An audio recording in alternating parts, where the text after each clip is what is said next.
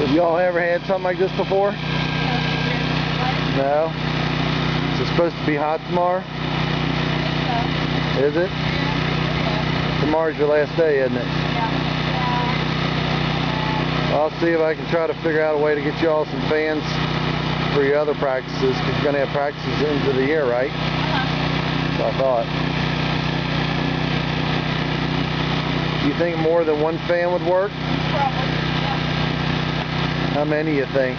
2, 3? It's supposed to be in the low 90s next week. That's what they're calling for.